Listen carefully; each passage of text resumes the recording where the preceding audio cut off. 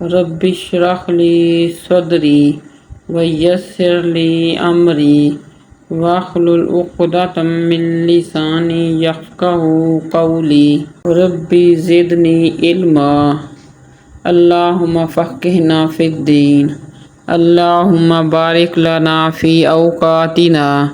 وَلَقَدْ يَسَّرْنَا الْقُرْآنَ لِلذِّكْرِ فَهَلْ مِن مُدَّكِرٍ بے شک ہم نے اس قرآن کو آسان کر دیا نصیحت والوں کے لیے، پس ہے کوئی نصیحت پکڑنے والا؟ بسم اللہ الرحمن الرحیم۔ شروع کرتی ہوں اللہ تعالیٰ کے بابرکت نام سے جو بڑا مہربان نہایت رحم کرنے والا ہے۔ وقالت اليہود، اور کہا یہودیوں نے، لیست النصارى، نہیں ہے نصارہ، علی شیء، کسی چیز پر، یعنی کہ دین پر۔ وقالت النصارى، اور کہا نصارہ نے، لیست الیہود، نہیں ہے یہودی، علی شیء، کسی چیز پر یا دین پر۔ حالانکہ ہم یتلون الکتاب، وہ سب تلاوت کرتے ہیں کتاب کی، کذالک، اسی طرح، قال الذین، کہا ان لوگوں نے، لا یعلمون، نہیں جانتے، مثل قولہم، ان جیسی بات، فاللہ، پس اللہ، یحکم، فیصلہ فرمائے گا، بینہم، ان کے درمیان، یوم القیامت، قیامت کے دن، فیما، جس میں، کانوا، وہ سب تھے، فیہ، اس میں، یختلفون، وہ سب اختلاف کرتے۔ اس آیت کی تفسیر کو یوں ہے، یہودی تورات پڑھتے ہیں جس میں حضرت موسیٰ علیہ السلام کی زبان سے حضرت عیسیٰ علیہ السلام کی تصدیق موجود ہے، لیکن اس کے باوجود یہودی حضرت عیسیٰ علیہ السلام کی تکفیر کرتے تھے۔ عیسائیوں کے پاس انجیل موجود ہے جس میں حضرت موسیٰ علیہ السلام اور تورات کے من عند اللہ ہونے کی تصدیق ہے، اس کے باوجود یہ یہودیوں کی تکفیر کرتے ہیں۔ یہ گویا اہل کتاب کے دونوں فرقوں کے کفر و عناد اور اپنے اپنے بارے میں خوش فہمیوں میں مبتلا ہونے کو ظاہر کیا جا رہا ہے۔ اہل کتاب کے مقابلے میں عرب کے مشرکین ان پڑھ تھے،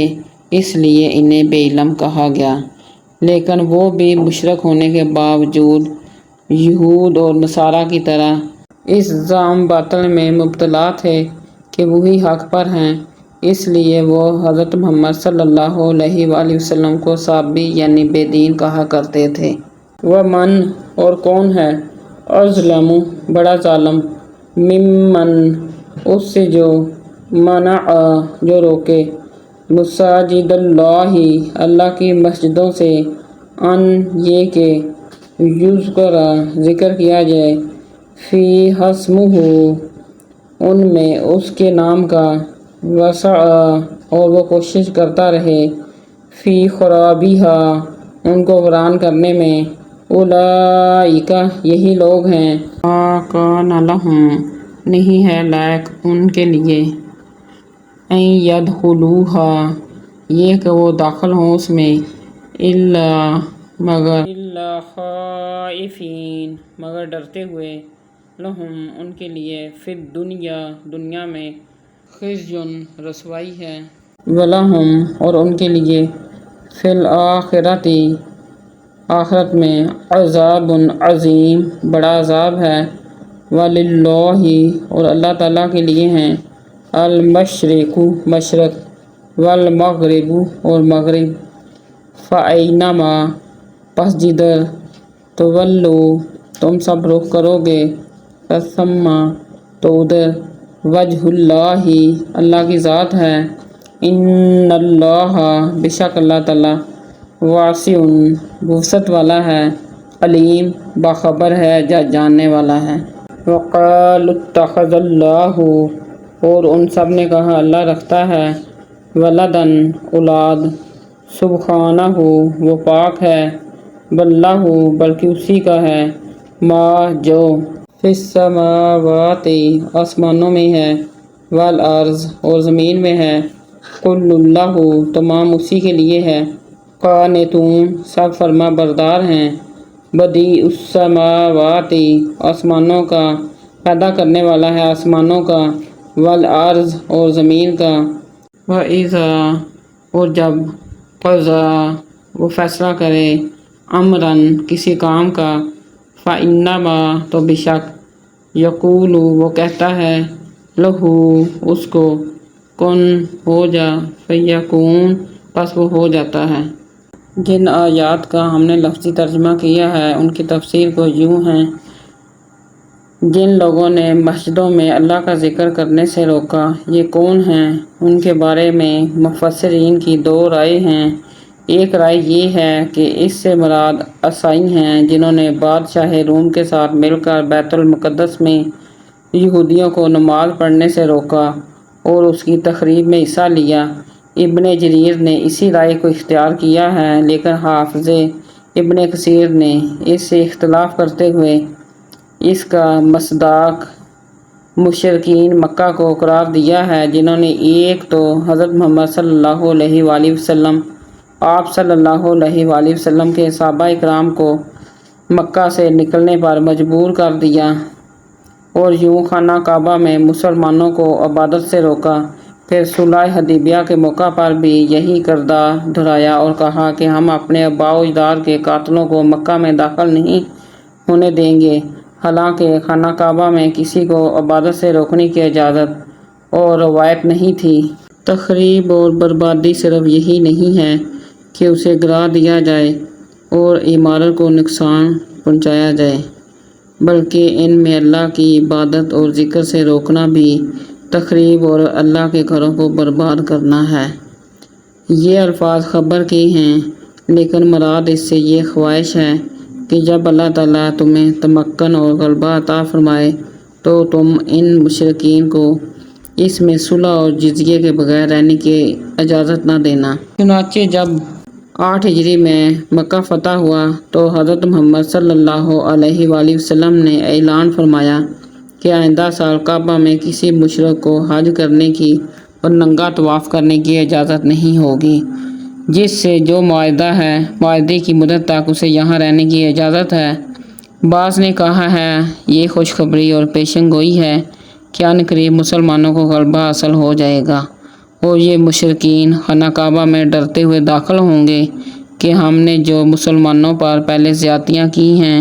ان کے بدلے میں ہمیں سزا سے دوچار یا قتل نہ کر دیا جائے۔ چنانچہ جلد ہی یہ خوشخبری پوری ہوگی۔ ہجرت کے بعد جب مسلمان بیت المقدس کی طرف رخ کر کے نماز پڑھتے تھے تو مسلمانوں کو اس کا رنج تھا۔ اس موقع پر یہ آیت نازل ہوئی ہے۔ بعض کہتے ہیں کہ اس وقت نازل ہوئی جب بیت المقدس سے پھر خانہ کعبہ کی طرف رخ کرنے کا حکم ہوا تو یہودیوں نے طرح طرح کی باتیں بنائیں۔ بعض کے نزدیک ان کے نزول کا سبب سفر میں سواری پر نفل نماز پڑھنے کی اجازت ہے۔ سواری کا منہ جدھر بھی ہو نماز پڑھ سکتے ہو۔ کبھی چند اسباب جمع ہو جاتے ہیں اور ان سب کے حکم کے لیے ایک ہی آیت نازل ہو جاتی ہے۔ ایسی آیتوں کے شان نزول میں متعدد روایات مروی ہوتی ہیں۔ کسی روایت میں ایک سبب نزول کا بیان ہوتا ہے اور کسی میں دوسرے کا۔ یہ آیت بھی اسی قسم کی ہے، یعنی اللہ تو وہ ہے کہ زمین و آسمان کی ہر چیز کا وہ مالک ہے، ہر چیز اس کی فرما بردار ہے، بلکہ زمین و آسمان کا بغیر کسی نمونے کے بنانے والا بھی وہی ہے۔ اس کے علاوہ وہ جو کام کرنا چاہے اس کے لیے اسے صرف لفظ کن کافی ہے، ایسی ذات کو بھلا اولاد کی کیا ضرورت ہو سکتی ہے۔ وقال الذین اور کہا ان لوگوں نے جو لا یعلمون نہیں وہ سب علم رکھتے، لولا کیوں نہیں، یکلمون اللہ بات کرتا ہم سے اللہ، او یا تأتینا کیوں نہیں آتی ہمارے پاس، آیتن کوئی نشانی، کذالک اسی طرح، قال الذین کہا ان لوگوں نے، من قبلہم جو ان سے پہلے تھے، مثل قولہم مانند ان کی بات کے تشابہت یکساں ہوئے، قلوبہم دل ان کے، قد تحقیق، بینا ہم نے بیان کر دی ہیں، الآیاتی نشانیاں،